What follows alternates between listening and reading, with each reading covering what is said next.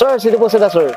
Roy Jam Rojero po. Okay, Boss Roy Jem, anong auto itong dala natin, Boss? Mazda 6 po, year 2005 po. Oh, 5. Okay, Boss, ito may tema ba yung auto natin, Boss? Ano ba ito? Ang team talaga nito is street build. Street build. So for usage niya, I mean ang use niya talaga is for mountain runs. Oh, Ayun lang. uy, kakaiba to, mga ka-auto. Ano si mga auto? Well, first in auto culture, Boss Roy, banggitin ko na rin, ito, ngayon na tayo magkakaroon ng Mazda 6. Kaya excited ako, marami rin akong gusto malaman dito. Okay, Boss Roy, syempre, very curious sa mga ka-auto natin. Paano ba kayo nahilig sa pagkukotse, Boss? Sige po. Bale, nahilig po ako sa auto. In-introduce lang din po sa akin ng kuya ko, which is yung nag-build nito from scratch. That was year, 2008 or 7. Mga ganun po. na. So, after nun, kayo na yung nag-handle na itong auto? Na-handle ko siya this year lang din since parang bumili siya ng kotse niya tapos pinamana niya lang din. Pinamana na. Uy, Diyos ko, shoutout tayo dyan sa utol na, sa kay kuya. Kay kuya. Sana mapamanahan din tayo, Boss Roy. Pero shoutout tayo kay kuya. Ano ba lang name ng kuya natin, Boss? James po, Rojero. Shoutout tayo kay Kuya James. Okay. Boss Roy, syempre di sa auto culture, check na natin interior, exterior, saka engine bay. Okay lang, boss? Okay lang po, pero medyo madumi po kasi. Ayan, okay lang, boss. So, basta, importante, makita lang natin. Okay, so tara, check.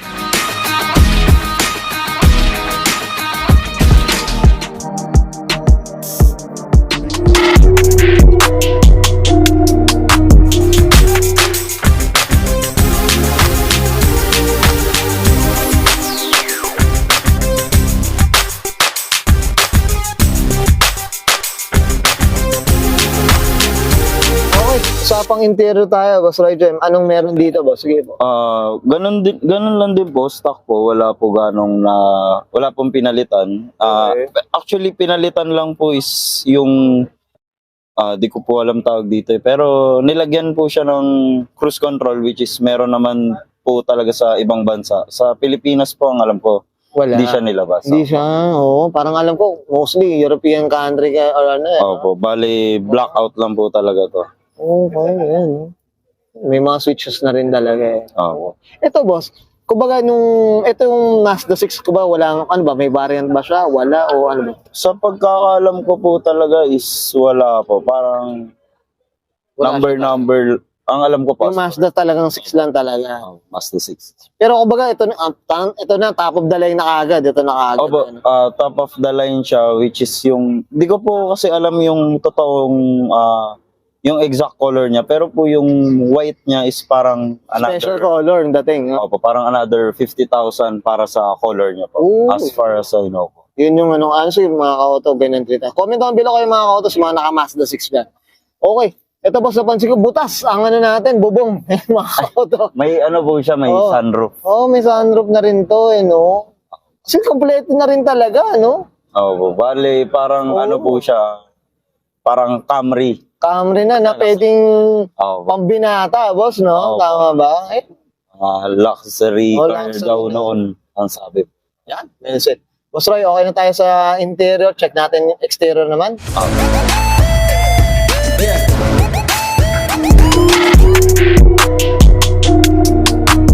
Tough long battery. Tough and long lasting. Usapang exterior tayo, Boss Roy. Ano meron dito, boss? Sige po.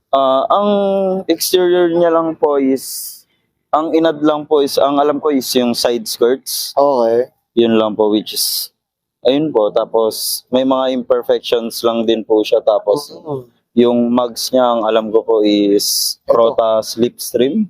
Ano size na ito, boss? Ano size? 19s po. 19s ang to? pagkaalam ko. Tapos, Okay, ang pogi ng tindig eh, no? tapos yung gulong po is Arrivo Ito. RZ4 na goma. Tapos yung sa likod po is semi-slicks na Westlake. First, pero semi-slick na siya, boss. Opo. No? Semi-slicks. Ito, boss, heavy tin talaga. Kasi talagang bawal may makita. Tama ba? Meron naman po pag may pero may pag araw. may wala po talaga. Bawal daw. Dito sa likod mo, ito yung kasi karamihan itong ibabaw, binablock na rin eh. No? Pinatin po. Pero po yung ito po, black roof talaga siya. Okay. Ganda. Tsaka iba, sabi ko nga, street build yung ano eh, no? Oo. Diba? Parang, ika nga yung term mo, parang pang mountain. Ano, Mountain runs po. Mountain run. Ito, pang bakbakan to sa Tagaytay ito, mga ka-auto. Ito boss, yung mga skirt, stock na to, or pinaka ano ba? Ang Dagdag. alam ko po is nakalagay na po. Nakalagay na siya. Opo, parang di ko lang po sure maalam. Oh. Pero Pero nung nakuha mo kay kuya, may ginato na. May ginato opo, na. ganito na po talaga siya as is Tindig na niya, po. no? Opo. Yeah. Parang final build na po. Final build na. Ito, kumbaga, nag-ano ka pa lang. Kumbaga, check mo yung mga, ano yung taste mo na, no? Kumbaga, Opo. depende. Ayan. Sige, boss, dito sa likod naman, ano meron dito, boss? Sige. Bale, ito po is carbon trunk. Tapos, hindi ko lang po sure, pero yung exhaust niya is Okay. 4 inches nung sinukat ko po. Yung laki ng butas. Ito, dalawa, no? Talagang dalawa talaga muffler na ito. Opo, dalawa po talaga nung stock. Yung stock niya? Opo, dalawa po talaga. Oh, ako wala akong alam mga ka-auto dito sa Mazda 6. Pero, boss Roy, banggitin ko na lang, sa ano ko na lang, honestly mga ka-auto, nagsimula tayo sa Mazda. 323 sedan, 1996 siya mga ka-auto. Diyan ako nakilala sobra. Alam na mga tropa pips ko yan. So, bago tayo nag-Honda. Okay. So, carbon, ito, sino palang carbon natin, boss? Sino bang carbon? Ang gumawa po? Opo. Ay, yun lang po ang hindi ko. Hindi na pamilya. Hindi na po nabanggit ng. Pero kumbaga ito, talagang nakuha mo, naka-carbon na rin siya. Opo, Dahil kung ano po yung build ni kuya. build ni Kuya, opo. Yun na. Yun na po talaga, ito na opo. yun. Okay. Boss, okay na tayo sa labas. Check natin naman yung ano, yung makina. Okay na ba? Okay. So, tara. Okay, boss. Usapang engine bay tayo. Ano meron dito, boss? Sige po. Ganun pa rin po, stock po. Wala pong pinalitan as far as I know, except sa air intake, Okay. traffic. Ayan. Okay. Yun po. Yun ang alam ko po is yun lang yung pinalitan. Tas, Pinalitan. baka magtanong po sila bakit malit yung battery. Okay. Wala po idea. Okay. Di tsaka boss, ano pero para sa ganitong liit ng battery, ano bang makina nito? Ano ba? 1.2, ano ba? 2 liter ba to? 2.0 po. 2.0. Ay, 2.3. 2.3. 2.3. 2.3 liters. Ako to. Napakalaki ng makina para sa ganitong makina na ano. Ito lang yung battery na pinapatakbo eh. Oh, iba rin talaga ano ngayon, mga mga sasakyan eh. Talagang unexpected din talaga. Okay.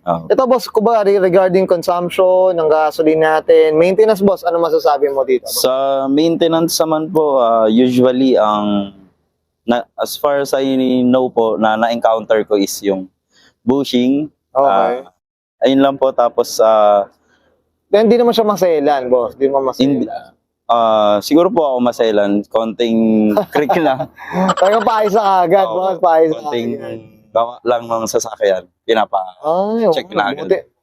Boss, paggawa mo na nga rin yung sa akin, boss Roy. Okay, kidding aside, boss Roy. Boss, okay na tayo dito sa makina, boss? Okay na po kayo? Okay na po. Yeah, thank you. Okay yan guys, nakita natin interior, exterior, saka engine bay. Siyempre, usapang street build tayo dito kay Boss Roy Jem Rojero. Boss Roy Jem, ano tayo? Shoutout na tayo, boss. Sige po, go. Shoutout po especially kay Kuya na pinamana yung sasakyan sa akin na po. And then, shoutout din po sa parents ko na minsan nagbibigay din po na kunyari po, kailangan emergency sasakyan, Maintenance, boss. maintenance. Tapos, shoutout din kay Aliza Wenke na nakakasama ko po na na-enjoy niya po sumakay dito. Yun. Na parang mas hindi siya na ano ba yun, car sick something. Opo, ganun. And minsan din po, pag may emergency, siya din po. Okay. Ayun, okay. Yan, shout out tayo sa mga partner na yan, boss Roy. Okay, boss, okay na po? Okay na po. Okay, sige, sabayan ka. And Sir Roy Jem Rojero, para sa kanyang 2005, usapang Mazda 6, usapang street beat, mga kautan, this is Oro Culture.